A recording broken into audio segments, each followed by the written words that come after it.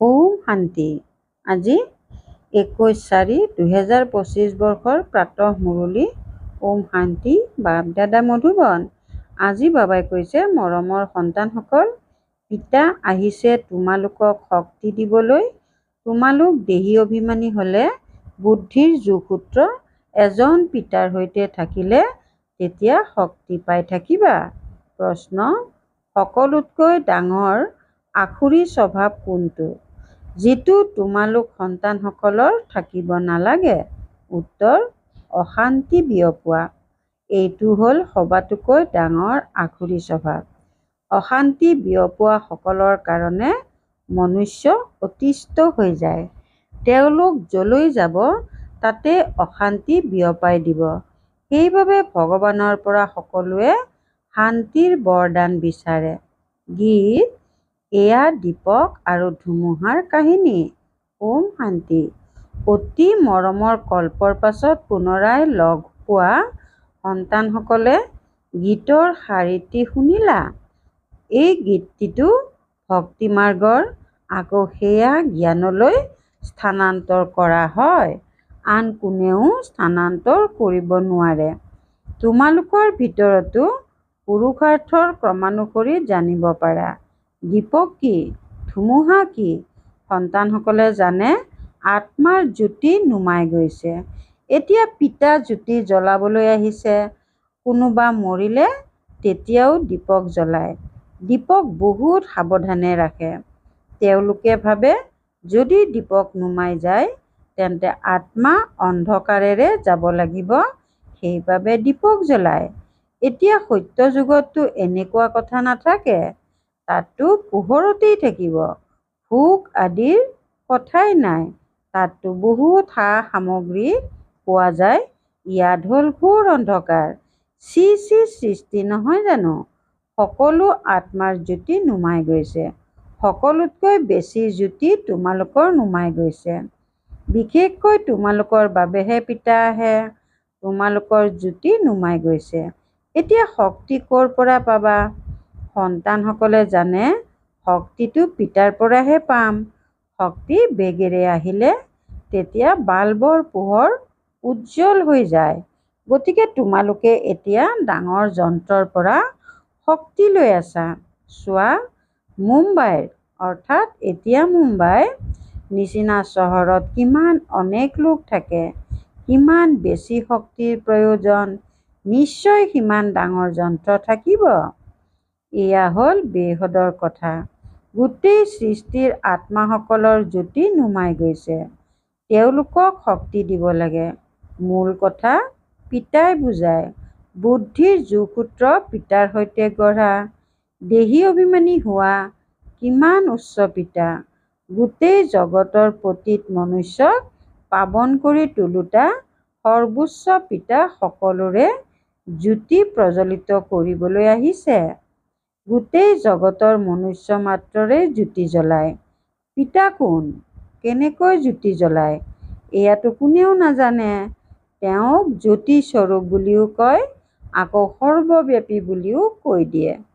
জ্যোতি স্বৰূপক মাতে কিয়নো জ্যোতি নুমাই গৈছে।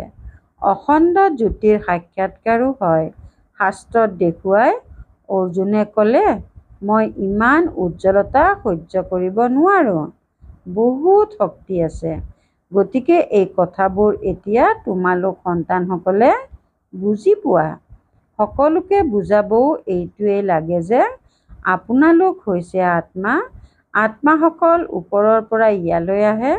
প্ৰথমে আত্মা পবিত্ৰ হৈ থাকে। আত্মাত শক্তি থাকে, সতোপ্ৰধান হয়। স্বৰ্ণিম যুগত আত্মা পবিত্ৰ হয়, আকৌ আত্মাসকল অপবিত্ৰও হ'ব লাগে। যেতিয়া অপবিত্ৰ হয় তেতিয়া ঈশ্বৰ পিতাক মাতে যে আহি মুক্ত কৰক, অৰ্থাৎ দুখৰ পৰা মুক্ত কৰক। মুক্ত কৰা আৰু পবিত্ৰ কৰি তোলা দুয়োটাৰ অৰ্থ বেলেগ বেলেগ। নিশ্চয় কাৰোবাৰ দ্বাৰা পতিত হৈছে। সেইবাবে কয়, বাবা আহক, আহি মুক্তিও কৰক, পবিত্ৰও কৰি তোলক। ইয়াৰ পৰা শান্তিধামলৈ লৈ বলক। শান্তিৰ বৰদান দিয়ক। এতিয়া পিতাই বুজাইছে, ইয়াত শান্ত অৱস্থাততো থাকিব নোৱাৰা, শান্তিটো শান্তিধামতহে আছে। সত্য যুগত এক ধৰ্ম এক ৰাজ্য থাকে, সেয়েহে শান্তি থাকে, কোনো উপদ্ৰৱ নাথাকে। ইয়াত মনুষ্য অশান্তিৰ বাবে অতিষ্ঠ হয়। এখন ঘৰতে কিমান কাজিয়া লাগি যায়। ধৰি লোৱা স্ত্ৰী পুৰুষৰ কাজিয়া লাগিল, তেতিয়া মা পিতা সন্তান ভাই ভনী আদি সকলো অতিষ্ঠ হৈ যায়। অশান্তি দিওঁতা মনুষ্য যলৈকে যাব অশান্তিয়েই বিয়পাব, কিয়নো আসুৰিক স্বভাৱৰ হয় নহয়। এতিয়া তোমালোকে জানা সত্য যুগ হৈছে সুখধাম। তাত সুখ আৰু শান্তি দুয়োটা আছে। আৰু তাততো অৰ্থাৎ পৰমধামত কেৱল শান্তি আছে।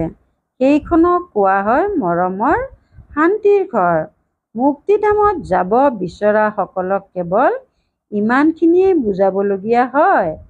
আপোনালোকে মুক্তি বিচাৰে নহয়, তেন্তে পিতাক স্মৰণ কৰক। মুক্তিৰ পাছত জীৱন মুক্তি নিশ্চয় আছে। প্ৰথমতে জীৱন মুক্ত হয়, তাৰ পাছত জীৱন বন্ধনত আহে। আধা আধা হয় নহয়।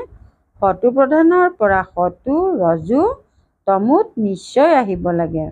শেষৰ ফালে যিসকল এটা বা দুটা জন্মত আহিব, তেওঁলোকে কি সুখ দুখৰ অনুভৱ কৰিব। তোমালোকেতো সকলো অনুভৱ কৰা।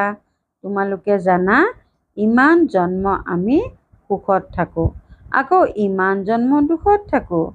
অমুক অমুক ধৰ্ম নতুন সৃষ্টিত আহিব নোৱাৰে। তেওঁলোকৰ ভূমিকাই পাছৰ ফালে যদিও নতুন খণ্ড, তেওঁলোকৰ বাবে যেনিবা সেয়াই নতুন সৃষ্টি। যেনেকৈ বৌদ্ধসকলৰ খণ্ড, খ্ৰীষ্টানসকলৰ খণ্ড নতুন নহ'ল জানো? তেওঁলোকো সত্ত্ব ৰজু তমোৰ মাজেৰে পাৰ হ'ব লাগে। বৃক্ষটো এনেকুৱা হয় নহয়, লাহে লাহে বৃদ্ধি হৈ গৈ থাকে। প্ৰথমতে যিসকল ওলায় তেওঁলোক তলতেই থাকে। দেখিছা নহয় নতুন নতুন পাত কেনেকৈ ওলায়। সৰু সৰু সেউজীয়া পাত ওলায়ে থাকে, পাছত ফুল ওলায়। নতুন বৃক্ষ সৰুত নতুন বৃক্ষ বহুত সৰু হয়। নতুন বীজ ৰোপণ কৰা হয়, সেয়া ভালকৈ প্ৰতিপালন নকৰিলে নাশ হৈ যায়। তোমালোকেও ভালকৈ প্ৰতিপালন নকৰিলে তেতিয়া নাশ হৈ যায়। পিতা আহি মনুষ্যৰ পৰা দেৱতা কৰি গঢ়ি তোলে, আকৌ তাৰ মাজত ক্ৰমানুসৰি হয় ৰাজধানী স্থাপনা হয় নহয়। বহুত অকৃতকাৰ্য হৈ যায়। সন্তানসকলৰ যেনেকুৱা অৱস্থা, তেনেকুৱা স্নেহ পিতাৰ পৰা লাভ কৰে। বহুত সন্তানক বাহিৰৰ পৰাও স্নেহ কৰিবলগীয়া হয়। কোনোৱে লিখে, বাবা মই অকৃতকাৰ্য হৈ গ'লোঁ, পতিত হৈ গ'লোঁ, এতিয়া তেওঁলোকক কোনে হাত লগাব। তেওঁলোক পিতাৰ অন্তৰত অধিষ্ঠিত হ'ব নোৱাৰে। পবিত্ৰসকলকহে পিতাই উত্তৰাধিকাৰ দিব পাৰে। প্ৰথমতে এজন এজনক সম্পূৰ্ণ বা-বাতৰি সুধি খতিয়ান লয়। যেনেকুৱা অৱস্থা তেনেকুৱা স্নেহ। হয়তো বাহিৰৰ পৰা স্নেহ কৰিব, ভিতৰি জানে যে এওঁতো একেবাৰেই মূৰ্খ, সেৱা কৰিব নোৱাৰে। খেয়ালটো থাকে নহয়। অজ্ঞান কালত যদি সন্তান ভাল উপাৰ্জন কৰোঁতা হয়, তেতিয়া পিতাইও বহুত স্নেহেৰে লগ কৰিব। কোনোবা বেছি উপাৰ্জন কৰোঁতা নহ'লে তেতিয়া পিতাৰো ইমান স্নেহ নাথাকে।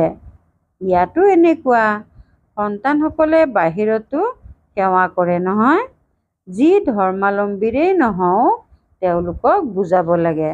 পিতাক মুক্তিদাতা বুলি কোৱা হয় নহয়। মুক্তিদাতা আৰু মাৰ্গদৰ্শক কোন হয়, তেওঁৰ পৰিচয় দিব লাগে। সৰ্বোচ্চ ঈশ্বৰ পিতাহে সকলোকে মুক্ত কৰে।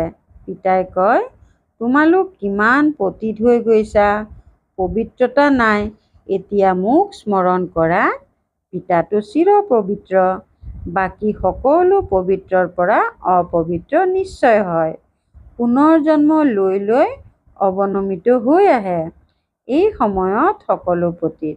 সেইবাবে পিতাই ৰায় দিয়ে, সন্তানসকল, তোমালোকে মোক স্মৰণ কৰা, তেতিয়া পাৱন হৈ যাবা। এতিয়া মৃত্যুটো সমাগত, পুৰণি সৃষ্টিৰ এতিয়া অন্ত হ'ব। মায়াৰ পাম অৰ্থাৎ বাহ্যিক জাকজমকতা কিমান, সেইবাবে মনুষ্যই ভাবে এয়াতো স্বৰ্গ। এৰোপ্লেন, বিজুলী আদি কি কি আছে, এই সকলোবোৰ হৈছে মায়াৰ পাম। এয়া এতিয়া নাশ হ'ব, তাৰ পাছত স্বৰ্গ স্থাপনা হৈ যাব। এই বিজুলী আদি সকলো স্বৰ্গতো থাকে। এতিয়া এই সকলোবোৰ স্বৰ্গলৈ কেনেকৈ আহিব? নিশ্চয় সেই কৌশল জনাসকলক লাগিব নহয়। তোমালোকৰ ওচৰলৈ বহুত ভাল ভাল কাৰিকৰ লোকো আহিব। তেওঁলোকে ৰাজত্বটো কৰিব নোৱাৰে, তথাপি তোমালোকৰ প্ৰজা হিচাপে আহি যাব। ইঞ্জিনিয়াৰিং আদিৰ জ্ঞান থকা ভাল ভাল কাৰিকৰ আহিব। এই সকলো আদব কায়দা বাহিৰৰ বিলাতৰ পৰা আহি থাকে। সেয়েহে বাহিৰৰ সকলকো তোমালোকে শিৱ বাবাৰ পৰিচয় দিব লাগে। পিতাক স্মৰণ কৰা। তোমালোকেও যুগত থকাৰহে বহুত পুৰুষাৰ্থ কৰিব লাগে। এই ক্ষেত্ৰতে মায়াৰ বহুত ধুমুহা আহে। পিতাই কেৱল কয়, মামেকম, অৰ্থাৎ কেৱল মোক স্মৰণ কৰা। এয়াতো ভাল কথা নহয় জানো? যীশুখ্ৰীষ্টও তেওঁৰ ৰচয়িতা পৰম আত্মাটো এজনেই। বাকী সকলো হ'ল ৰচনা। উত্তৰাধিকাৰ ৰচয়িতাৰ পৰা পোৱা যায়। এনেকুৱা যিবোৰ ভাল সাৰ কথা আছে, সেয়া টুকি ৰখা উচিত। পিতাৰ মুখ্য কৰ্তব্য হ'ল সকলোকে দুখৰ পৰা মুক্ত কৰা। তেওঁ সুখধাম আৰু শান্তিধামৰ দুৱাৰ মুকলি কৰে। তেওঁকে কয়, হে মুক্তিদাতা, দুখৰ পৰা মুক্ত কৰি আমাক শান্তিধাম সুখধামলৈ লৈ বলক। যেতিয়া ইয়াত সুখধাম হয়, তেতিয়া বাকী আত্মাসকল শান্তিধামত থাকে। স্বৰ্গৰ দ্বাৰ পিতাইহে মুকলি কৰে। এখন দ্বাৰ মুকলি কৰে নতুন সৃষ্টিৰ, আনখন শান্তিধামৰ।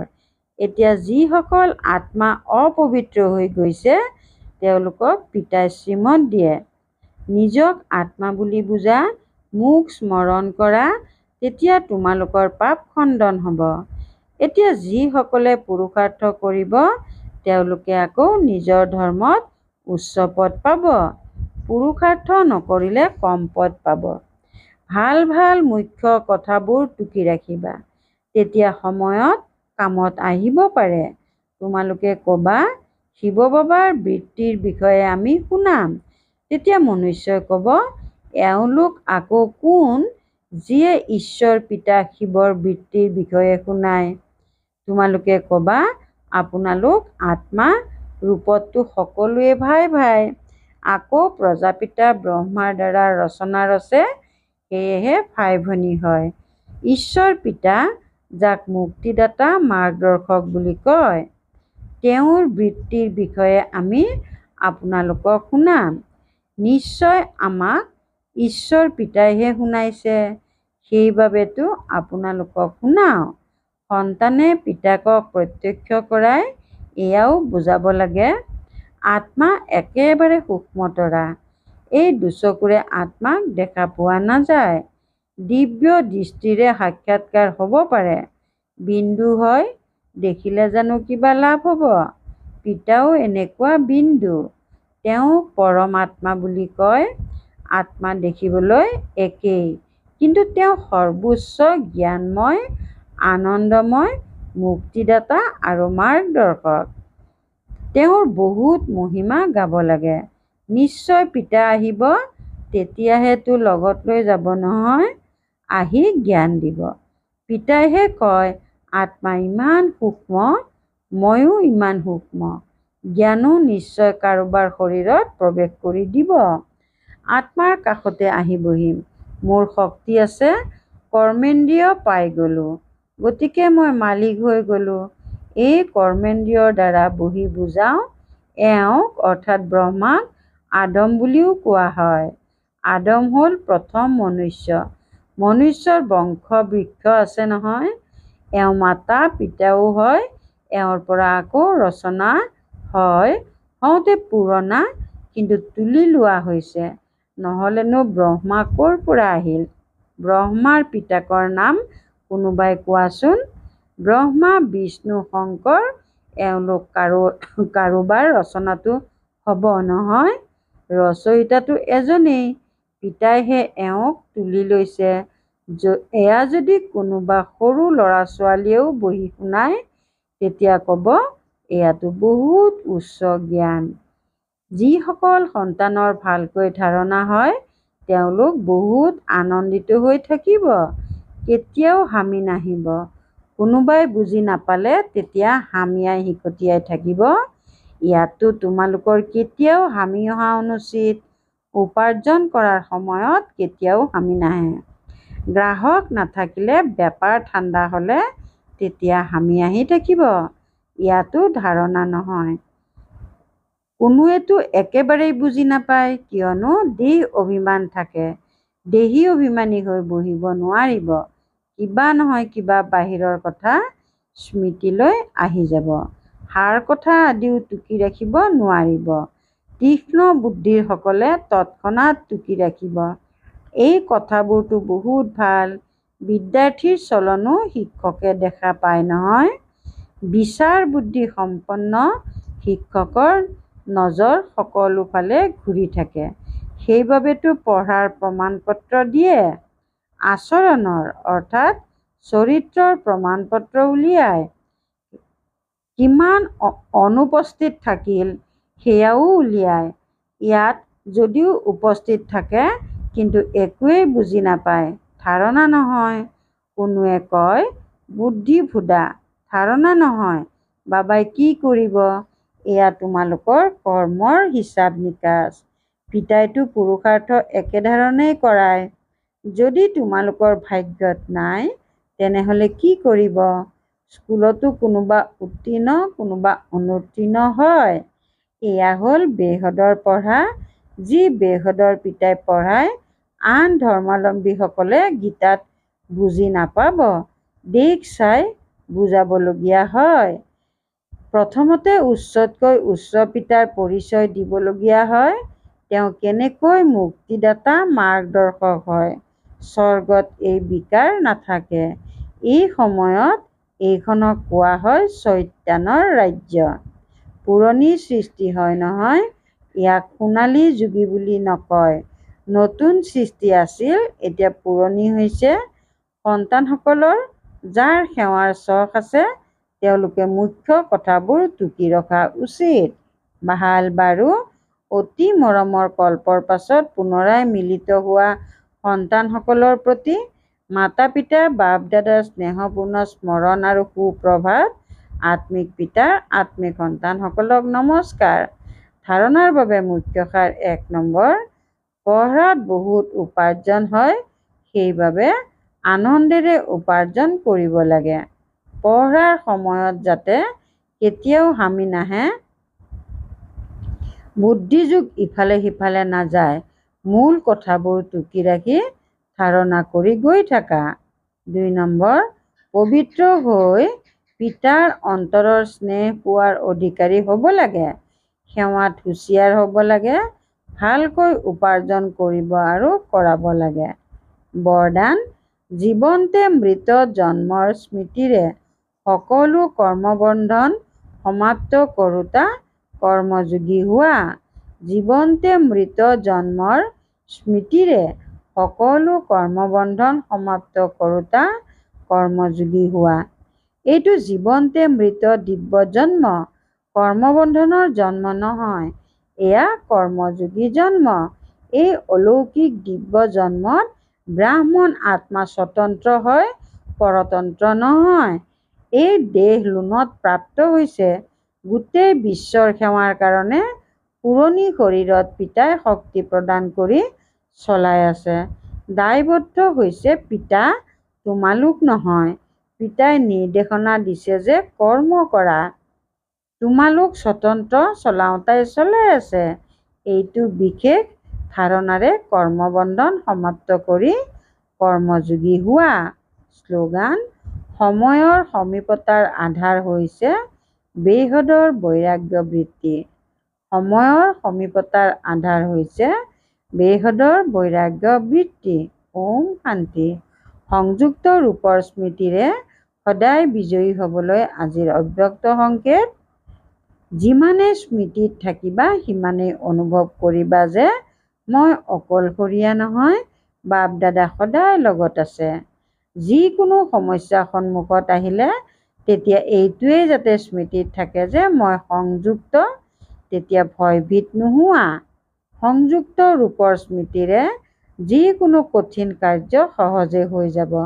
নিজৰ সকলো বোজা পিতাৰ ওপৰত দি নিজে পাতল হৈ যোৱা, তেতিয়া নিজক সদায় ভাগ্যশালী অনুভৱ কৰিবা আৰু ফৰিস্তাৰ দৰে নাচি থাকিবা। ওম শান্তি।